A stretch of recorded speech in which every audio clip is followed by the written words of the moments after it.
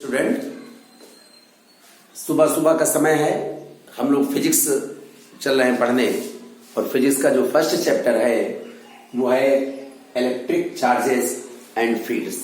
तो first of all we should know what is electric charge. For this we do an experiment. We take two glass rods and pieces of silk cloths. When we rubbed glass rods with the silk cloth and take two charged rods close to each other, then we see that both rods repel each other. But when we take charged glass rod close to silk cloth, then we see that it attracts the silk cloths. Again, we take two different objects. We take two ebonite rods and a cat's fur. When we rub ebonite rods with cat's fur and take both charged ebonite rods close to each other, then we observe same thing again. That is, both ebonite rods repel to each other. But when we take ebonite rods close to cat's fur, it attracts the cat's fur. Again, when we take charged glass rod and charged ebonite rods close to each other, then we see that both rods, glass rods and ebonite rods, attract each other.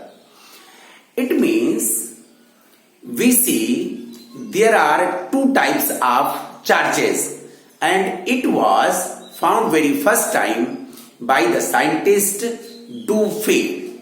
Dufay has done this experiment very first time, and he observed that there are two types of charges, and he also observed that like charges repel to each other while unlike charges attract to each other. Therefore, electric charge को define करने से पहले कुछ चीज हम लोग और समझ लेते हैं। जो ये positive two types of charges आए वो कैसे आए। बाद में इन टू टाइप्स ऑफ चार्जेस को अमेरिकन साइंटिस्ट बेंजामिन फ्रैंकलिन ने नेम दिया, and he named them as positive charge and negative charge. चलिए हम लोग देखते हैं थोड़ा सा। We know all the atoms, all the materials are made of atoms, and atom is made of proton, neutron and electron. Proton and neutron is centralized in the nucleus of the atom, while electron moves around the nucleus. अब हम इस बात को समझने की कोशिश करें। Atom का ये न्यूक्लियस है और यहां डिफरेंट सेल में इलेक्ट्रॉन्स आर मूविंग। तो जैसे जैसे इलेक्ट्रॉन्स आउटर सेल में बढ़ते चले जाएंगे, मींस जैसे जैसे इलेक्ट्रॉन और न्यूक्लियस के बीच की डिस्टेंस बढ़ती चली जाएगी, तो न्यूक्लियस और इलेक्ट्रॉन के बीच में जो फोर्स ऑफ अट्रैक्शन है वो कम होता चला जाएगा। तो जो आउटर सर्कल इलेक्ट्रॉन है उनके बीच अट्रैक्शन बहुत ही कम हो जाएगा।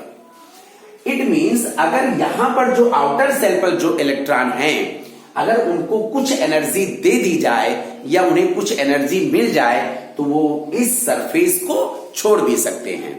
इसी बात को हम लोगों को समझना है। जब ग्लास रॉड को सिल्क क्लॉथ के अगेंस्ट रब किया जाता है तो ग्लास रॉड से कुछ इलेक्ट्रॉन्स ट्रांसफर हो जाते हैं सिल्क क्लॉथ में।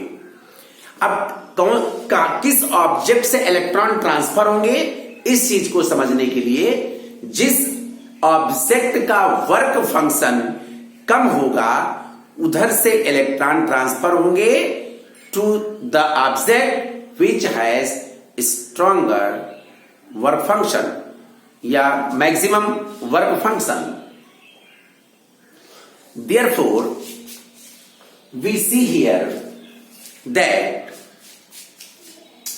when electron transfer from one body to another body, then first body has deficiency of electron and other body has excess of electron। तो डिफिशियंसी, जिस बॉडी पर deficiency of electron हो जाता है उस बॉडी को हम बोलते हैं पॉजिटिव चार्ज बॉडी, और जिस बॉडी पर एक्सेस ऑफ इलेक्ट्रॉन हो जाता है उस बॉडी को हम बोलते हैं नेगेटिव चार्ज बॉडी। यहां पर अब इलेक्ट्रिक चार्ज को अगर हम डिफाइन करना चाहें तो we can say electric charge is the property of electron which gives rise to electric force between two electrons.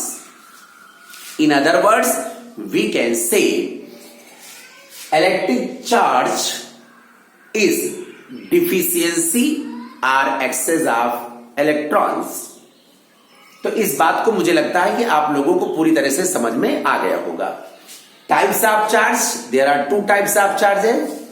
First one is positive charge and second is negative charge।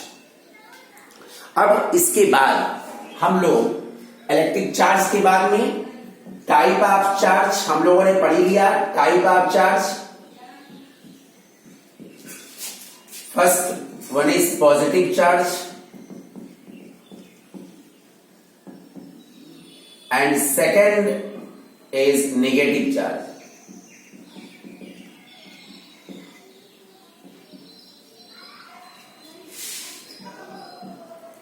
अब इस बात को आप लोगों को समझ में अच्छी तरीके से आ गया होगा कि positive charge means what, deficiency of electrons.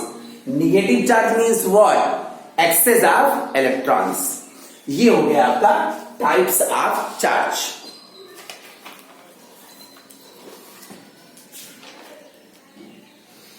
इसी समय हम लोग थोड़ा सा पिछली क्लासेस में हम लोग पढ़ चुके हैं कंडक्टर, इंसुलेटर, और अब एक पढ़ेंगे die electrics.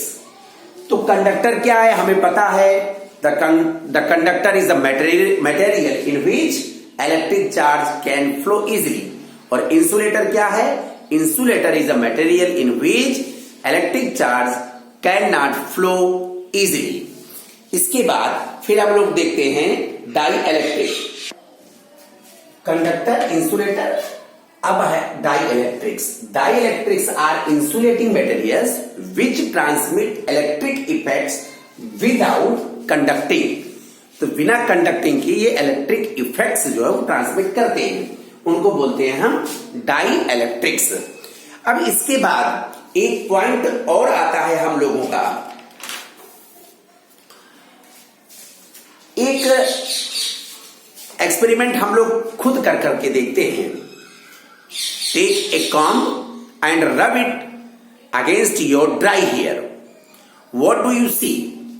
You see when you rub the plastic comb with your dry hair and take that charged plastic comb close to bits of papers, then that plastic combs attract the bits of paper. It means that plastic comb has been charged, and that is charge that has negative charge because electron from our hair transferred to plastic comb। अब यहां पर एक बात और समझने वाली है, बात आती है जो फोर्स लग रहा है उस फोर्स को हम बोलते हैं electric force.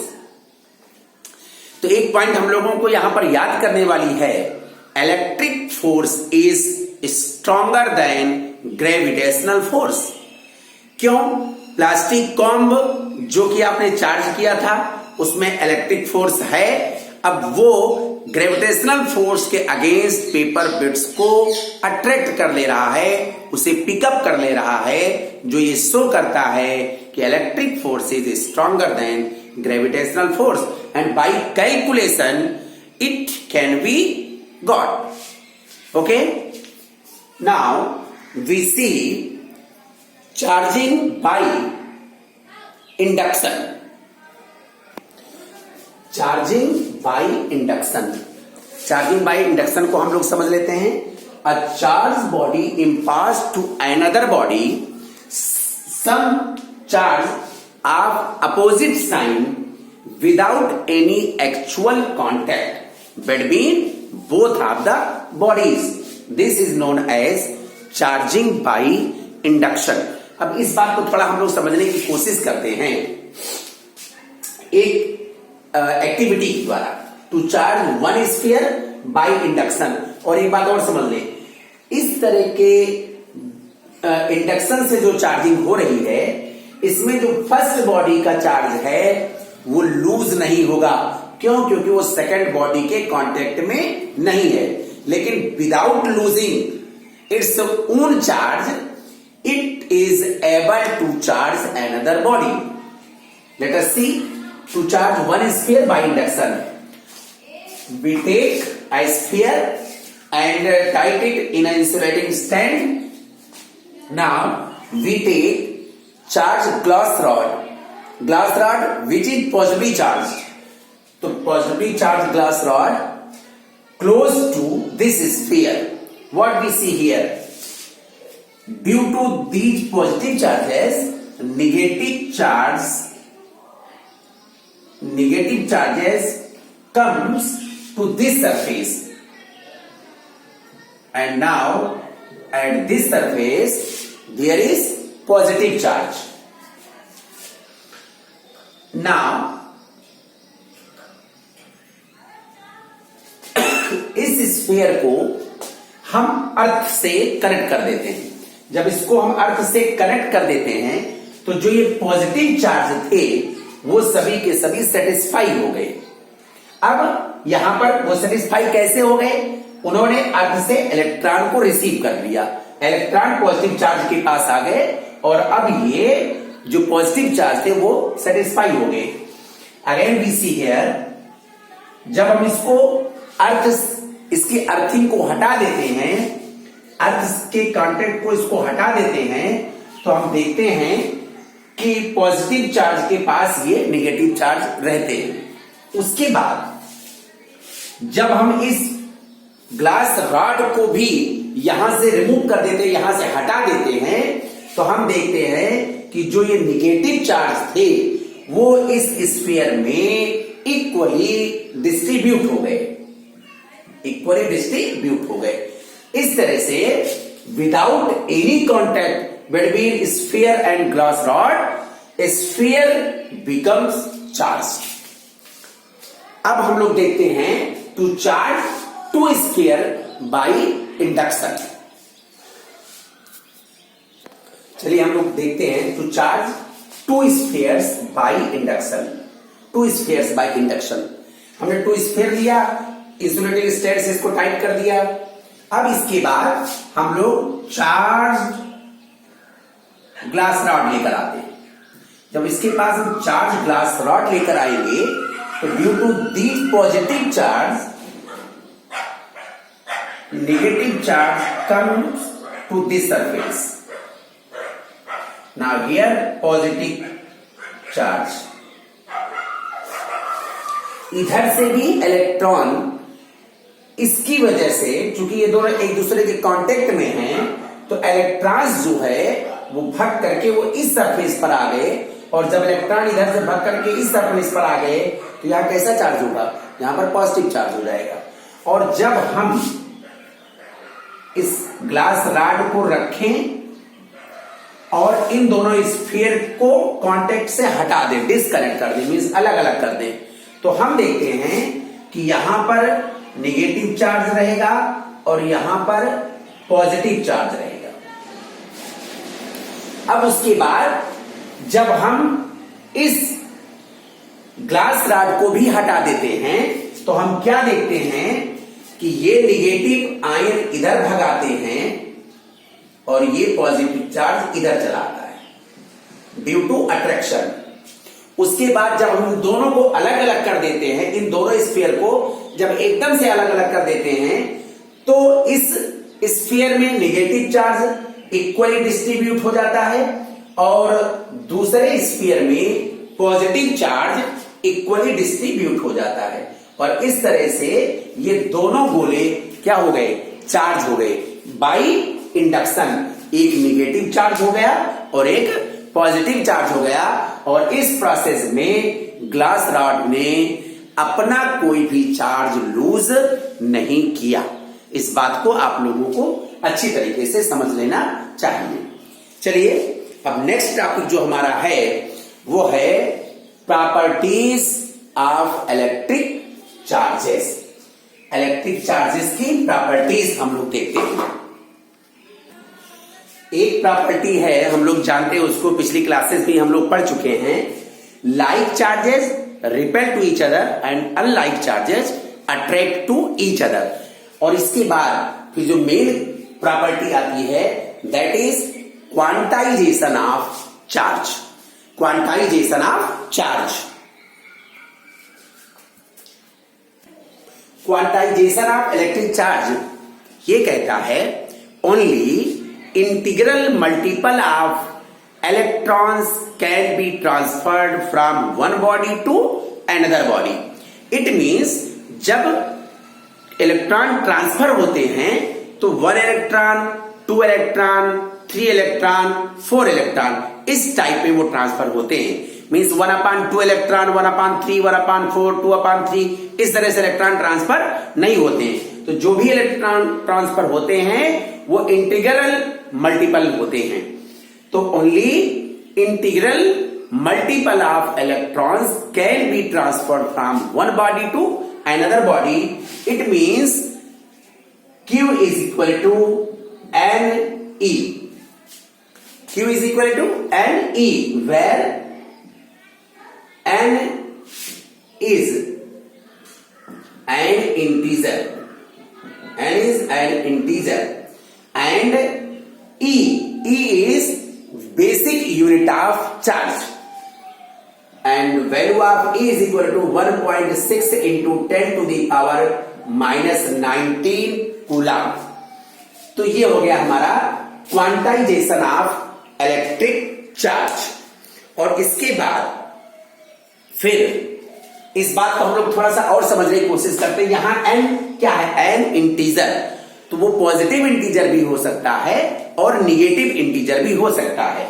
Suppose that charge है +2e, ये क्या शो करता है, ये शो करता है जिस बॉडी पर +2e चार्ज है इट मींस इस बॉडी से 2 इलेक्ट्रॉन अदर बॉडी में ट्रांसफर हो गए। मींस यहां पर 2 इलेक्ट्रॉन्स की डिफिशियंसी हो गई। और अगर -2e चार्ज है किसी अदर बॉडी पर, किसी बॉडी पर, तो इसका मतलब ये हुआ कि इस बॉडी में 2 इलेक्ट्रॉन एक्सेस हो गए। आप लोगों को ये बात समझ में आ गई होगी। चलिए और नेक्स्ट प्रॉपर्टी हम लोग देखते हैं additivity of charge. Additivity of charge क्या है उस बात को समझ लेते हैं हम लोग।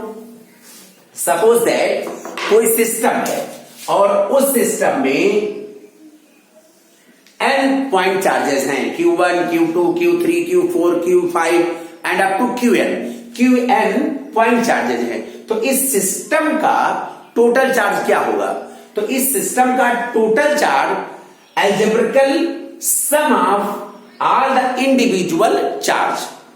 तो ये हो जाता है एडिटिविटी ऑफ चार्ज। ये सेकेंड प्रॉपर्टी हो जाएगी आपकी additivity of electric charge. Additivity of electric charge, तो additivity of electric charge means total charge of any system is algebraical sum of all the individual point charges which are present anywhere in the system.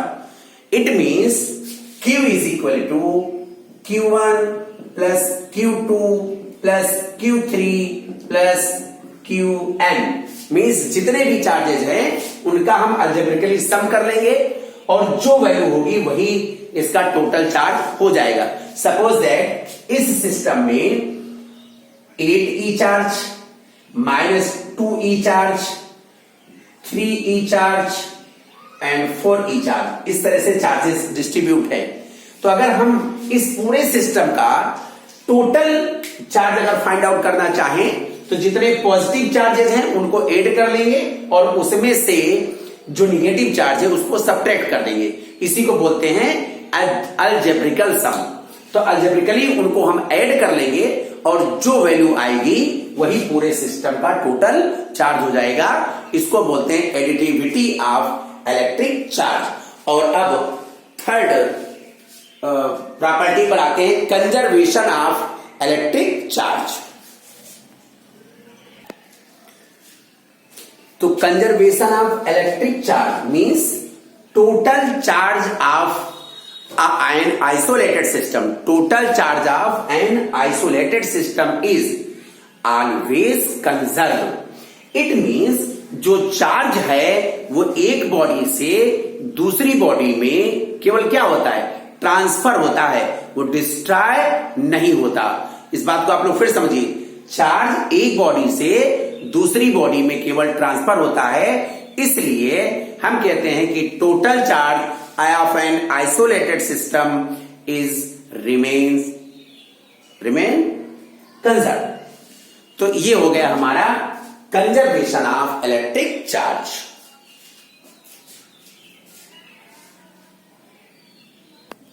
एक बार हम conservation of electric charge को फिर से बोल देते हैं जिससे आप लोग नोट बनाने में आपको आसानी हो. Total charge of an isolated system always remains conserved.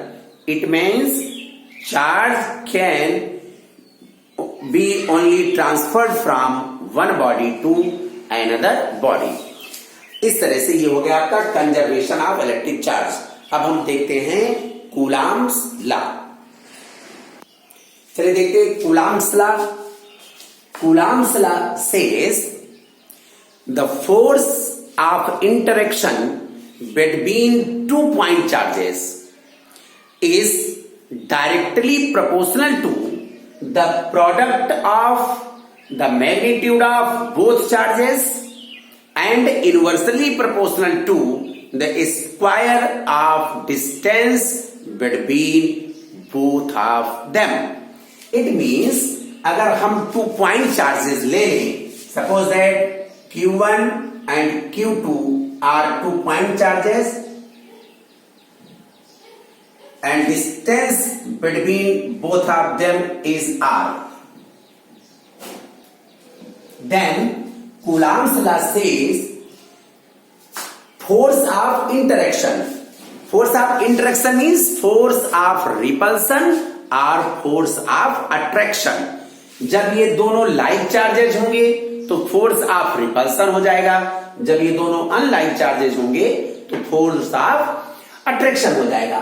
तो हम कहेंगे the force of interaction between 2 point charges is directly proportional to the product of these 2 charges. Means F proportional to Q1 Q2 and inversely proportional to square of distance between them.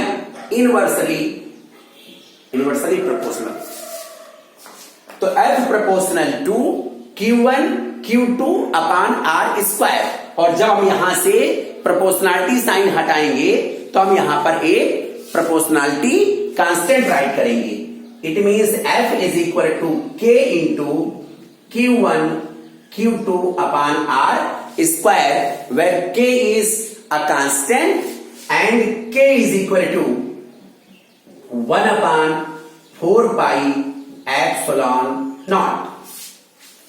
Value of K is equal to 1 upon 4 pi epsilon naught, and this is equal to 9 into 10 to the power 9 newton metre square per coulomb square. ये होता है K की value 1/4 pi epsilon not और इसकी value है 9 into 10 to the power 9 newton metre square per coulomb square. तो इस तरह से we have F is equal to 1/4 pi epsilon naught Q1 Q2 upon R square. ये है हमारा कूलम्स लॉ। अब हम देखते हैं Coulomb's law in vector form. Suppose 2 point charges Q1 and Q2 having position vector R1 and R2 placed at A and B. X-axis, Y-axis, origin O. Q1 and Q2 are 2 point charges. Q1 is placed at A and Q2 is placed at B. Position vector of Q1 is R1 and position vector of Q2 is R2.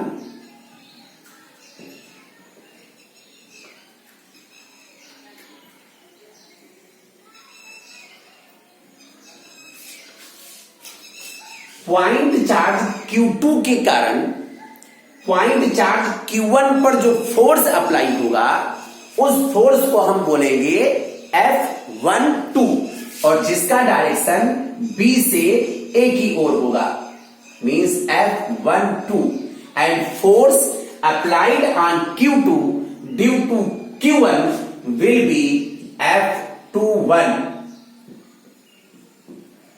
Force on first charge due to second charge, force on second charge due to first charge। चलिए हम लोग देखते हैं इसको यहां से।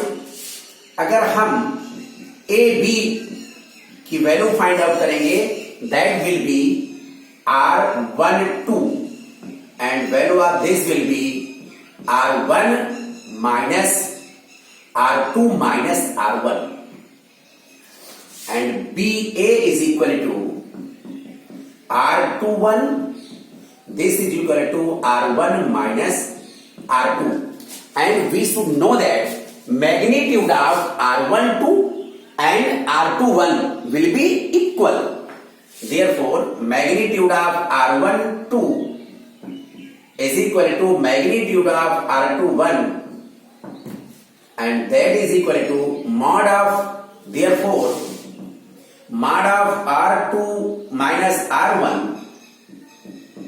is equal to mod of R1 minus R2।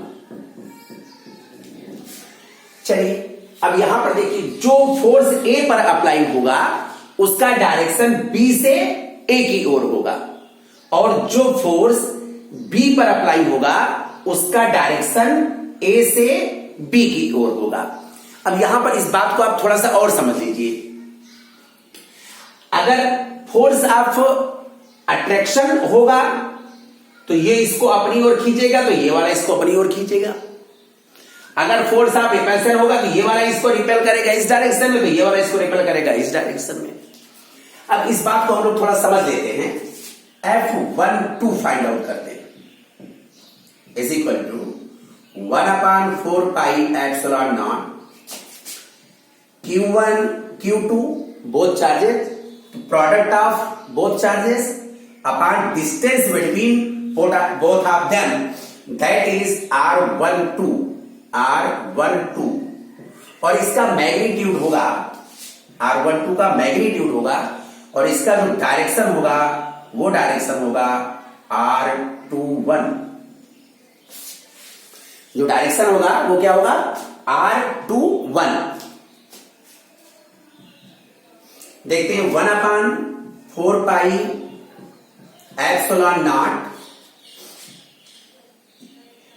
R21 ये भी होगा Q1 Q2 upon mod of R21 this is equal to this, both are equal and we suppose value of this is r, therefore we can write here r square into r21, ये unit vector है और unit vector is equal to हो जाएगा r1 minus r2 upon mod of r21, and mod of r21 is also equal to r, therefore we have 1 upon 4 pi epsilon naught q1 q2 upon r square into r1 minus r2 upon r f12,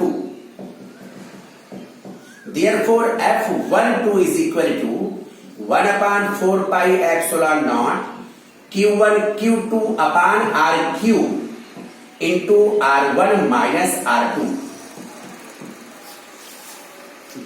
We can similarly find value of f21. Now we get value of f21.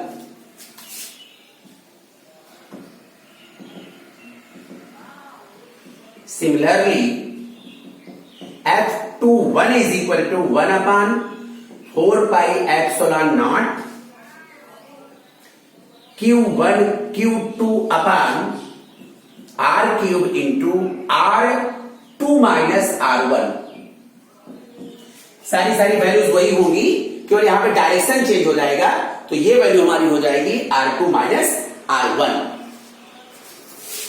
अगर हम यहां पे minus common ले लें तो then we have minus 1 upon 4 pi epsilon naught q1 q2 upon r cube into r1 minus r2, और this value is equal to f12. Therefore f21 is equal to minus f12. It means magnitude of both forces are equal but direction is opposite. यहां पर direction opposite है लेकिन magnitude दोनों का क्या है, equal है.